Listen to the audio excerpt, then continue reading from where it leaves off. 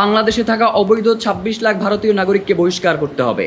প্রভু এবং দাস হইতে যাইয়েন না। আমরা জানতে চাই যে বাংলাদেশে কোনো পররাষ্ট্রমন্ত্রী এই মুহূর্তে আছেন কিনা। বাংলাদেশের মানুষকে তারা বাধ্য করেছে ভারতের বিরুদ্ধে অবস্থান গ্রহণ করতে। এখন যেই ঘটনাগুলো ঘটছে সেক্ষেত্রে ডক্টর খলিল সাহেব আসলে কি করছেন? তারা বাংলাদেশের সামরিক সক্ষমতা অর্জনের কাজে বাধা হয়ে দাঁড়াচ্ছে।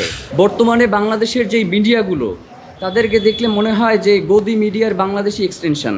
ভারতের জনগণকে বাংলাদেশের শত্রু আমরা মনে করি না, কিন্তু ভারত যেইভাবে বাংলাদেশের উপরে দিনের পর দিন নির্যাতন নিপীড়ন, উজানের পানি ছেড়ে দিয়ে উজানে পানি বন্ধ করে বাংলাদেশের মানুষকে যেভাবে খরায় মারে এবং যখন বাংলাদেশে কোনো পানির প্রয়োজন পড়ে না তখন কৃত্রিমভাবে বন্যা তৈরি করে বাংলাদেশের মানুষকে ডুবিয়ে মারে, এইভাবে প্রত্যেকটা ঘটনা ঘটিয়ে বাংলাদেশের মানুষকে তারা বাধ্য করেছে ভারতের বিরুদ্ধে অবস্থান গ্রহণ করতে।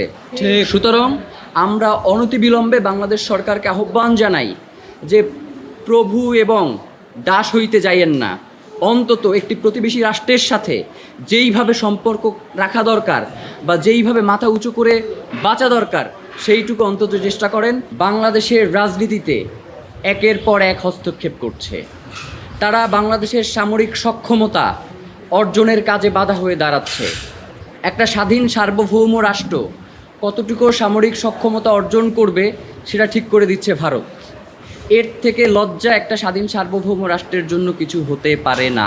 ২৪ পরবর্তী সময়ে আমরা দেখেছি যে বাংলাদেশের পরিস্থিতি নিয়ে ভারতের বিভিন্ন মিডিয়া সহ সামাজিক যোগাযোগ মাধ্যমে ব্যাপক প্রোপাগান্ডা চালানো হয়েছে, যার এবং তারা দাবি করেছে যে বাংলাদেশে নাকি হিন্দুদেরকে নির্যাতন নিপীড়ন করা হচ্ছে। এমনকি সেই ঘটনার জের ধরে তারা আগরতলার বাংলাদেশ দূতাবাসে হামলা করেছে। পররাষ্ট্র মন্ত্রণালয় থেকে বারবার বাংলাদেশকে হুমকি পর্যন্ত দেয়া হয়েছে। কিন্তু এই যে এখন যেই ঘটনাগুলো ঘটছে সেক্ষেত্রে ডক্টর খলিল সাহেব আসলে কি করছেন? মানে আমরা জানতে চাই যে বাংলাদেশে কোনো পররাষ্ট্রমন্ত্রী এই মুহূর্তে আছেন কিনা।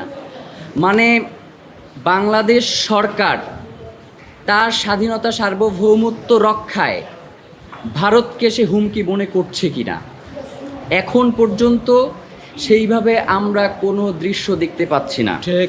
বর্তমানে বাংলাদেশের যেই মিডিয়াগুলো তাদেরকে দেখলে মনে হয় যে গদি মিডিয়ার বাংলাদেশি এক্সটেনশন। মানে এই এত বড় মারাত্মক যে ঘটনাগুলো ঘটে যাচ্ছে এই ব্যাপারে যে তাদের হাইলাইট করা প্রয়োজন মনে হচ্ছে যে তারা এই পুরো বিষয়টাকে এড়িয়ে যাওয়ার একটা প্রচেষ্টা করছে। বাংলাদেশের অন্তর্বর্তীকালীন সরকারের একজন উপদেষ্টার বরাতে আমরা জানতে পেরেছি আসিফ নজরুল তার মাধ্যমে যে বাংলাদেশে অবৈধভাবে ২৬ লাখ ভারতীয় কর্মরত রয়েছেন। বাংলাদেশে থাকা অবৈধ ২৬ লাখ ভারতীয় নাগরিককে বহিষ্কার করতে হবে।